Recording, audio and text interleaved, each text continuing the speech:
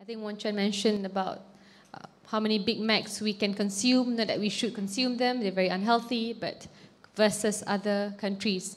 I think it was 10 Big Macs for a middle income earner in Malaysia per day.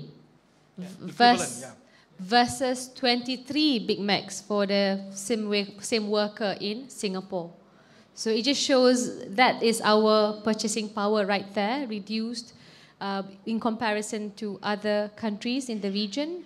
And I don't think we should compare with Zimbabwe. I know it's popular by the BN government, but I think it's always good to compare with better, more successful nations. Yeah. We also have, if I can just add on here, 4 million foreign workers, illegal and legal. And the problem here is because it depresses current wages. I mean, like it or not, companies would have to invest in upgrading their technology if they want to sort of climb up the productivity chain. But because you have foreign workers, it just makes life easy. And our biggest concern is, just last 2 weeks, the Home Minister decides to embark on a policy of taking on more seasonal workers. They've agreed to take up to 2.5 million workers. The one that has been approved, the first tranche, is 1.5 million Bangladeshi workers, meaning 2,000 Bangladeshi workers every week. Yeah? Supposedly they will be given their specific individual special identification cards, yeah, so they can be identified if the identification cards work lah. And they will be assigned to specific sectors. But the point is, this is the policy embarked by the current government, which will of course increase the number of foreign workers in this country. The total of workers is about 13 million people in Malaysia. So I think it's important to understand the policies we introduce will definitely leave an impact on the demography. You assume some of them would definitely stay on Malaysia, marry Malaysians. I mean, it's going to be part of our community.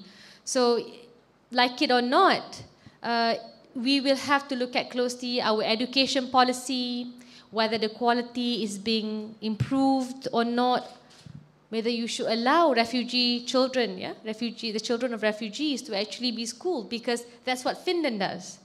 They take in a lot of illegal immigrants, coming from neighboring countries. They are war-torn, because eventually these people will live there, be part of the country, and if they're smart, of course, you give a positive impact to the overall development of the nation. So that's what I'm saying. I'm saying that whatever programs or we introduce, always have in mind 10 years down the road, what's going to happen to the country?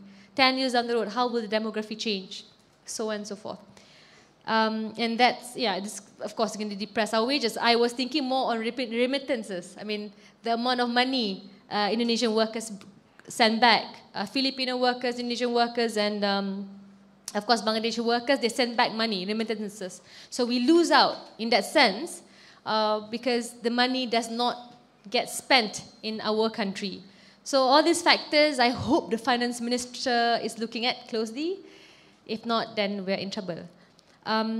We also have a lot of problem because the ratio of household debt to disposable income is at 140%.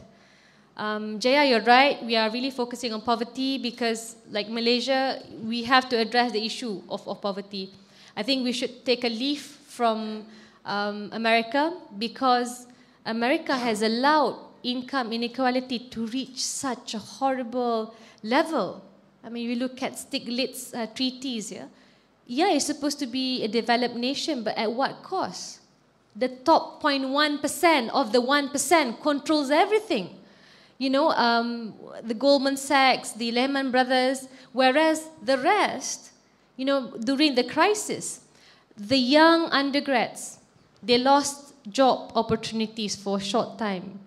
If you read his book, The Price of Inequality, until the end of their days, they can never climb up the social ladder because of that short period of instability that was caused by the banking crisis.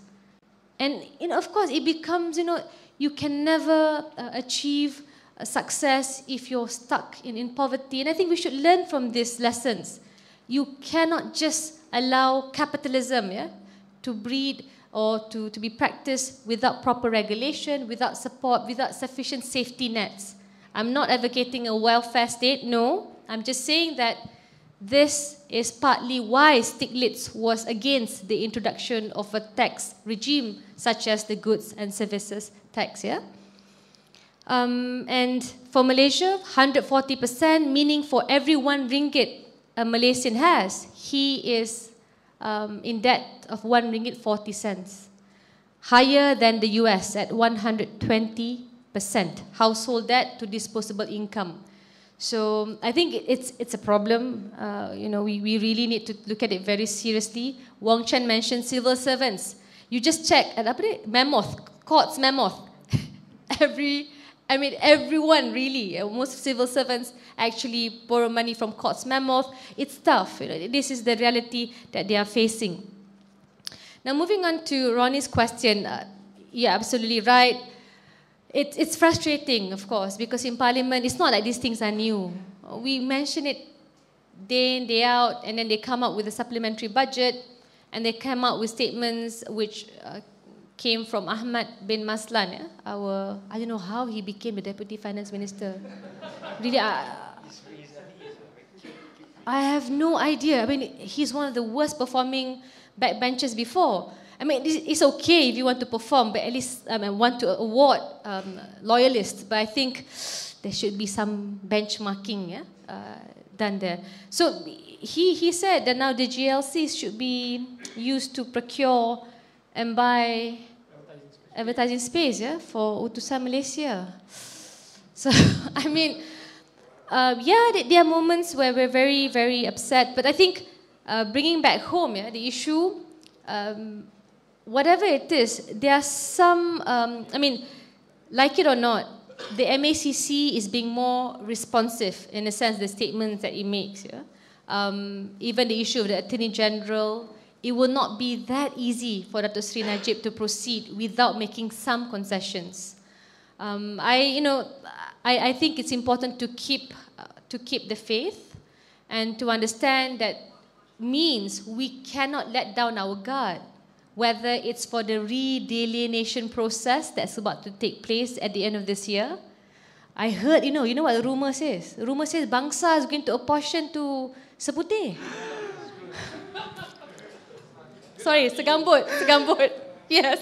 And then, hear this, Kian Ming. They want to include Balai Polis Bukit Aman into Lembah Pantai. Oh. So Tanya, beri-beri Tanya. So instead of 2,000 policemen, I will have 10,000 policemen. I bring you safety. Unless they're all special branch officers, then sorry lah. But what I'm trying to say is, we might be laughing, actually I'm crying inside. But thank you. But we have to fight back. In a sense, people have to be aware what are the justifications for doing this. That's on electoral reform. But on the economic front, in terms of education, I don't think we should take a position where, they're making a lot of mistakes and we can be angry, but we have to fight back. So that's what we plan to do. And I think Kian Ming, in terms of when he exposed the amount of pay given to Pemandu staffers, I think it's important because you should know. You should know that the Prime Minister makes it a frequent practice to just hire consultants. They are about to introduce accrual accounting, a new accounting system.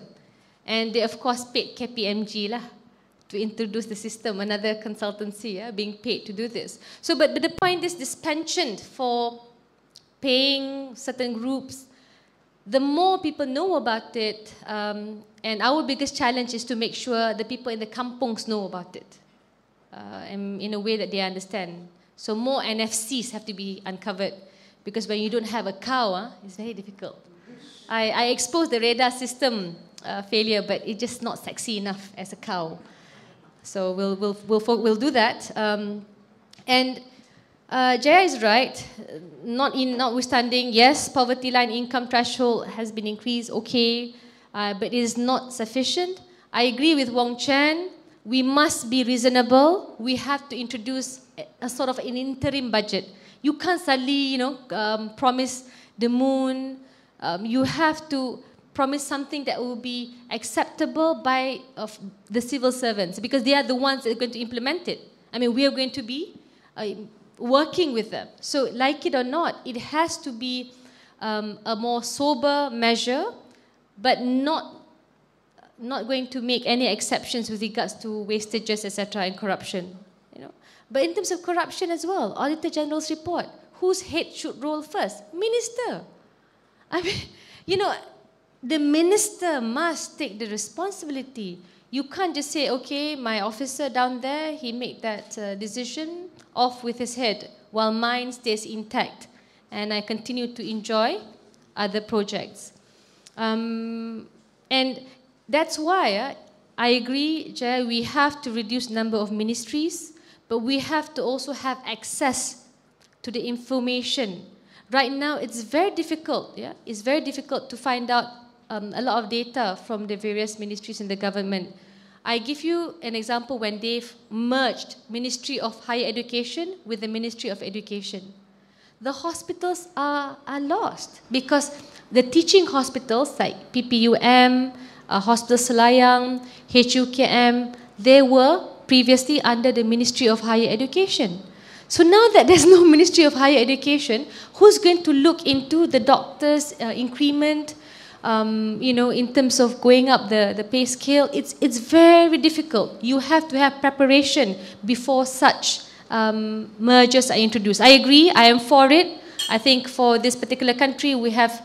You mean answering also got time limit? Yes. We have to budget time. Fine. Okay, Shadow Cabinet. See, they want this answer. They want to put me on the spot. No. It's just a reminder. Right. Okay. So in terms of Shadow Cabinet, we agree. We brought this up in the Pakatan Rakyat, Presidential Council. And as for now, we do have shadow ministries, shadow committees monitoring the various ministries. The lack of funding is hurting us. It's very difficult to work when your opposition leader is not being recognized. He's not being accorded his place. Similar to Shadow Cabinet, look at the UK. I mean, the extent of media coverage, support staff, everything is being given to them. They are being treated like they are the minister, basically, whether it's education, etc. But having said that, we are considering it very seriously. It will be tabled again. It will not be easy because of the representation issue, and also right now we just have to make sure maybe certain ministries are targeted, the key ones, instead of trying to mirror everyone, and that will allow the rakyat and the civil servants to be more sensitized to a reality with less ministries. So thank you for that suggestion.